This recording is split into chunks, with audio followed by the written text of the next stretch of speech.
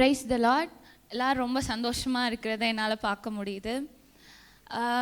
நான் இந்த இடத்துல வந்து என் வாழ்க்கையை சாட்சியாக சொல்ல வந்திருக்கேன். என் லைஃப்பில் நடந்த டிரான்ஸ்ஃபர்மேஷன், எங்கேருந்து எப்படி இப்போ நான் இப்படி இருக்கேன் அப்படின்றது. வார்த்தை என் வாழ்க்கையை மாற்றினது. இதுதான் முற்றிலுமான உண்மை. இந்த சபைக்கு வர்றதுக்கு முன்னாடி என் வாழ்க்கை எப்படி இருந்துச்சு, இந்த சபைக்கு வந்ததுக்கப்புறம் என் வாழ்க்கை எப்படி இருக்குது. இது வந்து நான் அந்த சபையை ப்ரைஸ் பண்ணி சொல்லலை, ஆனால் தேவனுடைய வார்த்தையை வந்து ப்ரைஸ் பண்ணுறேன், இந்த இடத்துல மகிமைப்படுத்துகிறேன். நான் வந்து முன்னாடி எப்படி இருந்துச்சு, இப்போ எப்படி இருக்குன்றதை வந்து சொல்ல போகிறேன். ஃபஸ்ட்டு வந்து மன்னிக்க முடியாதவளா, மன்னிப்புனா என்னன்னே தெரியாத ஒரு பனிஷிங் மென்டாலிட்டியில் என்ன பண்ணாலும் தண்டனை, அந்த அட்மாஸ்பியரில் நான் வளர்ந்தனால எனக்கு வந்து அப்படி தான் இருந்துச்சு. நான் வார்த்தையை கேட்க கேட்க ஆண்டவருடைய அன்பு முற்றிலுமாக எனக்குள்ளே போய் உண்மையாகவே தேவன் யார், அவர் அன்பு கூறுறவர், அவர் தண்டனை கொடுக்குறவர் கிடையாது. அவர் அன்பில் நிறைஞ்சு இருக்கும்போது நான் உண்மையாகவே யாருன்றதை நான் ஃபீல் பண்ணி என்னால் இப்போ மன்னிக்க முடியுது. மன்னிப்புனா என்னன்னு எனக்கு இப்போ தெரியுது. குட் ஃப்ரைடே மெசேஜை கேட்டு நான் 2 பேர் கூட எனக்கு சமாதானம் இல்லாமல் ஒரு மாதிரி போராட்டத்திலே இருந்துச்சு.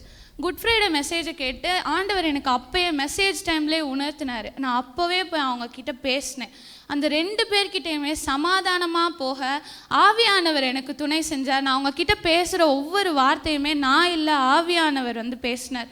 நான் வந்து ரொம்ப ரிலாக்ஸ்டாக இருக்கேன், இப்போ ரொம்ப ஃப்ரீயாக இருக்கேன். மன்னிக்க முடியாதவர்களை கூட நான் மன்னிக்க கற்றுக்கொண்டே அந்த பாதையில் தான் நான் இருக்கேன், கற்றுக்கொண்டுட்டே இருக்கேன். இன்னொரு விஷயம் என்னென்னா, நான் வந்து டப்புன்னு ஹர்ட் ஆயிடுவேன். என்ன பண்ணாலும் ரொம்ப சென்சிட்டிவான ஆள் நான். வந்து நீ இப்படி அப்படின்னு சொன்னால் ஃபஸ்ட்டெல்லாம் சரவெடி மாதிரி டம்முன்னு வெடித்து அழுதுருவேன், நானே அழுதுருவேன். நான் வெடிப்பேன், நானே அழுதுருவேன். அதுலேருந்து வெளியே வர்றதே பெரிய போராட்டமாக இருக்கும். ஆனால் இப்போ வார்த்தையை கேட்ட பிறகு என் இருதயம் ஹீல் ஆகுறத நான் பார்க்குறேன். முன்னாடி சரவெடி அளவுக்கு இருந்தேன், ஆனால் இப்போ ஒரு நமத்து போன பட்டாசு மாதிரி லைட்டாக இப்படி வருது. ஆனால் போகிற காலத்தில் இன்னும் அது கூட இருக்காதுன்னு நான் விசுவாசிக்கிறேன். அடுத்து வந்து நான் வந்து ஆண்டவர் வந்து எனக்கு வச்சிருக்க விஷன், என் வாழ்க்கைக்கு ஆண்டவர் வந்து ஜெனிதா இதுக்காக உருவாக்கப்பட்டால்னு இருக்குல்ல, அந்த விஷனில் நான் ட்ராவல் பண்ணுறேன்.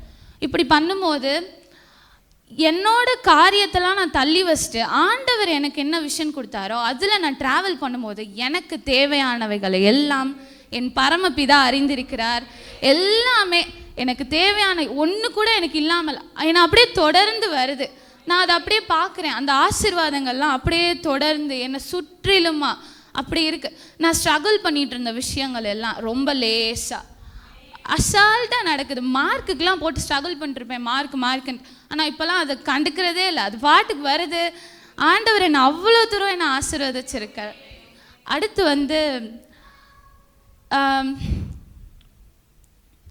நான் வந்து முன்னாடி எப்படி இருப்பேன்னா, நான் வந்து தகுதி இல்லை, என்னால் இந்த காரியத்தை செய்ய முடியாது அப்படின்னு ரொம்ப ரிஜெக்டடாக, நீ எல்லாம் அதுக்கு ஒர்த்தே கிடையாது அப்படின்ற மாதிரி அந்த ரிஜெக்டடாக அப்படி அவ்வளோ ஃபீல் பண்ணுவேன். அவ்வளோ இன்செக்யூரிட்டிஸ் இருக்கும் எனக்குள்ளே. இப்போ வார்த்தையை கேட்கும் போது என்னோட அப்பா என்னை பார்த்து, பிதா என்னை பார்த்து, டேய் மகளே நீ என்னால் தேர்ந்தெடுக்கப்பட்டவள்ரா அப்படின்னு சொல்கிறாரு. எனக்கு என் கண்ணை பார்த்து அவர் பேசுகிறார். யூ ஆர் அ சோசன் ஒன்னு சொல்கிறார். அப்படி சொல்லும் போது நான் இப்போ எப்படி ஃபீல் பண்ணேன்னா, நான் தெரிந்தெடுக்கப்பட்டவள், நான் செய்கிற காரியம் எல்லாமே என் தேவன் என் கூட இருக்கனால வெற்றியாக அதை செஞ்சிருவேன்.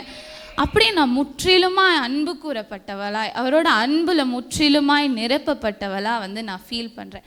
இது எல்லாத்துக்கும் நான் ஆண்டவருக்கு நன்றி சொல்கிறேன். அப்புறம் வந்து நான் முக்கியமாக நம்ம சபை போதகருக்கு நான் நன்றி சொல்ல இந்த இடத்துல மனதார நான் அவருக்கு நன்றி சொல்கிறேன்.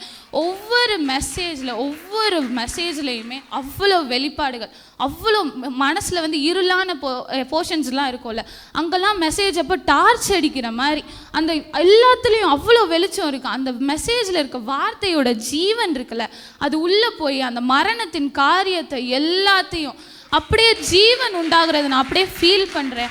அதுக்காக நான் பாஸ்டர் மனதார நான் ஆசீர்வதிக்கிறேன், நன்றி சொல்கிறேன். ஒரு மெசேஜோட ஸ்டார்டிங்கில் சொல்லியிருப்பாங்க, உங்களுக்காக தான் நான் இருக்கேன். அது என்னை அவ்வளோ தூரம் டச் பண்ணுச்சு. இப்படிப்பட்ட போதகருக்காக நான் ஆண்டவருக்கு ஸ்தோத்திரம் பண்ணுறேன். நன்றி பாஸ்டர், தேங்க்யூ ஸோ மச். அப்புறம் வந்து நான் இந்த இடத்துல ஜாய் ஆண்டிக்கு நன்றி சொல்லணும்னு நான் விருப்பப்படுறேன். நான் என்னோட 3 வருஷத்துக்கு முன்னாடி வந்து நான் வந்து என் லைஃப்பில் நான் வந்து தவறுகள்லாம் பண்ணியிருப்பேன்.